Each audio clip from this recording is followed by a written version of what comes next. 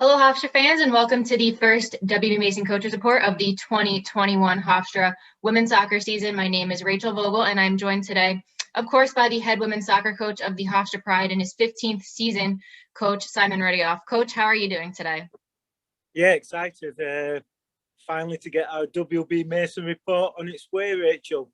Well, I was going to say it's been quite some time since we've done this. You're slated to play your first game in, believe it or not, 457 days. But before we begin, Coach, how have you been doing during COVID? Your family, your loved ones, how has everything been for you? Yeah, it's stressful times, difficult times, but I think there is light at the end of the tunnel now.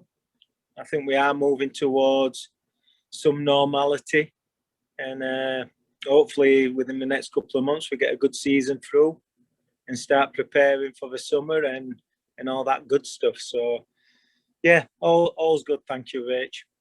Agreed, Coach. Definitely seem to be nearing a light at the end of the tunnel. Well, let's get right into it. We'll start off by talking about last season. You know, we could go on forever talking about the accomplishments and accolades of your team, but you finished with a 16-4-2 mark. Those only losses coming against ranked teams, top 20 RPI teams. You went undefeated in the CAA. You went undefeated at home. You won your third straight championship and made the NCAA second round once again. So, Coach, what would you say about last season and what it meant to your program, and how proud of your team were you this past year and a half? Yeah, if I can remember that long. I'm getting a bit old. My memory's not as good. But, to me, there was a couple of milestones which were important. And I thought winning the CAA Championship 3 times in a row, and that was a tough goal for our program, and we managed to accomplish it. And that was big. Getting to the second round of the NCAAs, hosting a first round NCAA game. Those were all milestones which we hope to continue to do on a regular basis. And so those things were exciting. But also, from a different perspective, the team bought in. Every single one of those players stepped up. They challenged everybody. And when you get that kind of attitude around a team and the culture they created, only good things will happen. And it was a real pleasure to work with that team last year, as well as my staff. I think it went as smoothly as we could ever expect a season to go. So looking at this year's team, you have almost nearly the whole team returning, 17 letter winners, 10 starters, 7 all-conference student athletes, and the best really is yet to come. But the first 2 big names we of course need to talk about, your 2 USC All-Americans, the CAA Midfielder of the Year, Lucy Porter, and the CAA Attacking Player of the Year, Sabrina Bryan, who are both back for their senior season. They combined for 27 goals and 18 assists in 2019, and Lucy Porter, of course, breaking a program record with 40 points in a single season. So what does it mean to have those 2 back leading your team this year? It's almost, you feel greedy to have to just have one of them back is unbelievable, and to have them both, it's outstanding. And as great as those 2 are, and they're really tremendous players, they're just fantastic people, wonderful leaders. They're extremely driven, and the best is yet to come from both of them, I hope. Even in this abbreviated season, it's going to be a difficult and an interesting one. But if we do the right things, I think we can expect those 2 to guide us to bigger and better things again. So in addition to Lucy Porter and Sabrina Bryan, several other key players are back who really contribute to the success of players such as Lucy and Sabrina. But Mary Taylor is back, Lucy Shepard, Jordan Littleboy, Anya Suttner, your all rookie goalkeeper, Skylar Kuzmich, all back. So what does it mean for some of these players to be back together and have the opportunity to compete this spring? Yeah, it's interesting because obviously we never really do a pre-season in these cold temperatures, wearing masks, everybody disappearing in their little pods after practice and arriving in pods before practice. It's been difficult for us to gauge the connectivity between the team. But when I watch practice from afar, and when Jerry or Rory or Kelsey's running practices and I'm watching, the competitive level is absolutely astronomical at the moment, and that bodes well for our program. Their ability to challenge each other in an aggressive and competitive manner and still be friends when they get off the field. I think that's a new stepping stone for our program.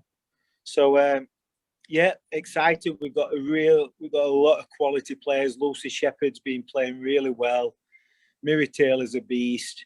Anya Sutner, she's potentially going to be one of the best players in our program's history. And then we've got the I don't like to call them secondary players, but players like Lily Stavisky, who's come in and playing really well. Krista Agnestella, I always get her name messed up. Even Amanda Ebson, she's come with a new level of fitness, and she's really pushing as well. So we're excited. But again, you've got to temper that excitement because it's just a strange season. We've had cancellations already. I'm sure the weather will have an impact in the next couple of weeks. Hopefully we stay COVID-free. I know our girls are disciplined enough and committed to having a great season, but this COVID's a pesky little virus. And it seems to not care if you're taking precautions or not. So we're excited, and hopefully we can get the game on Sunday against Stony Brook off on the right foot and just have a good 90-minute game. Well, it's great to hear, Coach, how much depth your team has and how well-rounded you are. But in addition to that group, the veterans and a lot of players who complete that core group, you welcome a handful of newcomers this year. So introduce us to some of your new players and who you think may be making an immediate impact for the Pride. Yeah, we brought in five freshmen. It's always going to add depth to our midfield core.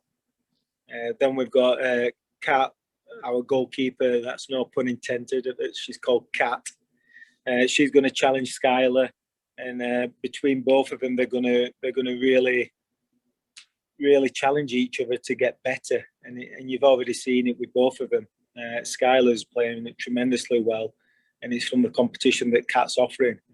Julie is another Danish player. She's a tremendous athlete, and I think once she transitions and gets used to the speed at which we want to play and the decision making at the speed of the decision making, she's going to be a tremendous player for us. And then we've got Ellen Elsef, who's a transfer from Florida. She's going to give us a nice depth on the wing.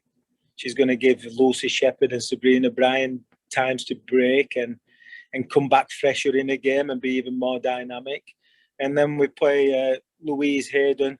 She's a centre back from Sweden. She's come in and she's quietly grown into a position, and each day she just becomes more confident, and she's going to be a very, very good player for us, I believe. So we're very happy with the recruiting class. Jerry's done a tremendous job with that, and we're looking forward to seeing them blossom under the tutelage of our senior laden kind of team. So, Coach, you're arguably looking at probably what a lot of people might say is one of the greatest, not only Hofstra women's soccer teams in program history, but one of the greatest teams that Hofstra has ever seen. So a lot of hard work went into making sure that our teams are ready to go and compete this spring. So just kind of give us a brief inside look, what it has meant for to give your team the opportunity to compete.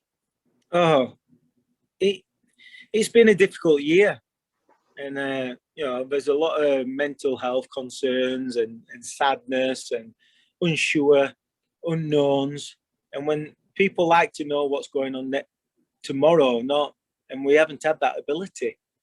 The fact that the administration and the university and department are working endless hours, everybody's doubling up, everybody's supporting each program to get it off and running. It means a tremendous amount, not just to me and the program, but to the players. They want something to look forward to, and there's a good excitement around practice because of it. And they recognise that they're quite lucky to be in their position right now.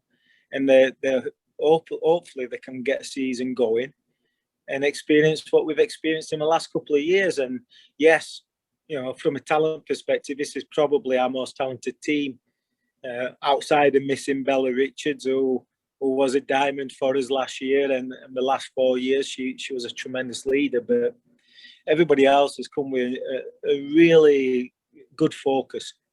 But we haven't played for 15 months. I'm not sure how good we're going to be for the first month of this season. Everybody's in the same boat. That's what they're all saying, right? Right, and that's what we hope. Everybody else is rusty, and hopefully we can coach our way through it and get some quality wins in the non-conference schedule and prepare ourselves for, as we know, a very tough and parity-laden CAA conference.